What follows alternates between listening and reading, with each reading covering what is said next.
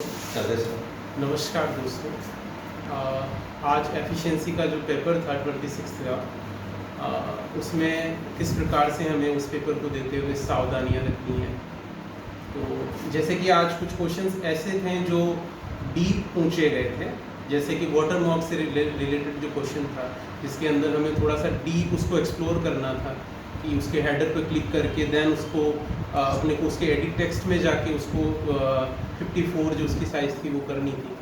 तो इस तरह के काफ़ी क्वेश्चंस आपको एग्ज़ाम में मिल सकते हैं, तो आपको थोड़ा सा डीप भी चीज़ों को लर्न करना है। इसके अलावा जैसे आज एक क्वेश्चन था, हिंदी का जो टेक्स्ट था, हिंदी का पूरा जो पैराग्राफ था वो हिंदी था, और उसके बीच में जो टेक्स्ट थे कुछ वो इंग्लिश के थे। तो वो जो था वो फाइंड रिप्लेस के अंदर हम जाके उसको नहीं सर्च कर सकते, नहीं कर पा रहे थे एक्चुअली, क्योंकि कैलिबरी के अंदर जो बॉडी का फ़ॉन्ट होता है वो वहाँ से वो ले नहीं रहा था।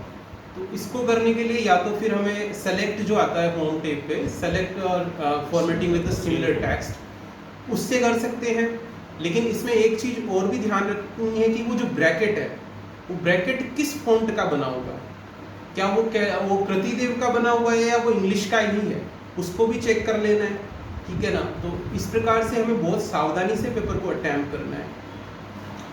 और भी कुछ डीप क्वेश्चन थे इसी प्रकार से, स्पेशली फाइंड एंड रिप्लेस का भी काफ़ी अच्छा यूज़ जो हमें इंस्टीट्यूट में काफ़ी अच्छे से बताया गया विनोद सर के द्वारा।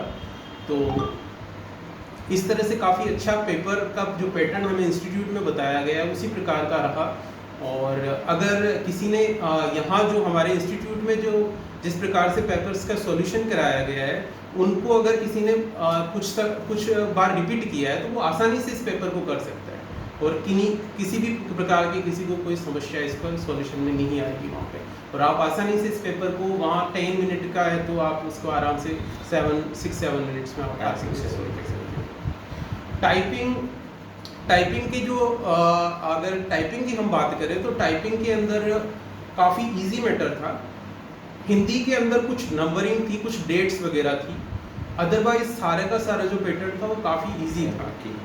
ठीक है। अल्ट की का कोई यूज़ नहीं था, ना अल्ट की एफिशिएंसी के अंदर यूज़ हुई थी, ना टाइपिंग के अंदर यूज़ हुई थी। तो अल्ट की का कोई यूज़ नहीं था। इंग्लिश के अंदर भी टाइपिंग जो थी उसके अंदर बहुत ही शॉर्ट लेटर्स थे, ज़्यादा बड़े नहीं थे। लाइक कॉन्स्टिट्यूशन, मैं एग्जाम्पल दे रहा हूँ बस, कि इस लेंथ से ज़्यादा का कोई भी वर्ड नहीं था, बहुत ईजी थे।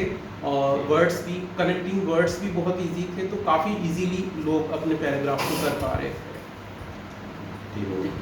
कीबोर्ड अगर आपको कीबोर्ड से कोई रिलेटेड प्रॉब्लम है, तो अगर जैसे कोई की आप हार्श है, कुछ अगर ढंग से काम नहीं कर रहा है कीबोर्ड, तो आप वहाँ पे उनको बोल सकते हैं और आप उनसे चेंज करने के लिए रिक्वेस्ट कर सकते हैं, वो आपकी कीबोर्ड को चेंज कर देंगे। ठीक है। और आपको बस बहुत अटेंटिव होके इस चीज़ को, आपको पेपर को अटेंड करना है। एफिशिएंसी स्पेशली क्योंकि हाँ, अगर कीबोर्ड अगर ज़्यादा टफ आता है तो आप उसको चेंज करवा सकते हैं। ठीक है। आपको जैसे जब आप शुरू करेंगे तो आपको इनिशियली आप जब आपको लॉगिन करेंगे तो लॉगिन के अंदर जैसे कि आपका जो पासवर्ड तो आपकी बर्थ डेट होगी, और उसके अंदर यूज़र नेम जो होगा वो आपका रोल नंबर होगा। तो आप जैसे उसको लॉगिन करेंगे, उस लॉगिन पेज पे ही आपको वहाँ से आपको चेक करने के लिए, पेरिफेरल चेक के लिए आपको वहाँ से आपको नोटपैड जैसा ही कुछ ऑप्शन खुल जाएगा। वहाँ आप अपने डेटा को जो आप टाइप करना चाहें वो आप टाइप करके सारी कीज़ देख सकते हैं। जो कीज़ कम यूज़ आती है, जो कीज़ हर प्रकार की कीज़ आप वहाँ पे चेक करें, तो आपके लिए ये बहुत ईजी हो जाएगा कि आपकी कौन सी की काम कर रही है, नहीं कर रही है। तो आप इसके बारे में श्योर होके आप उनसे चेंज करने के लिए रिक्वेस्ट कर सकते हैं। मॉडल कौन सा था कीबोर्ड के डिफरेंट मॉडल थे।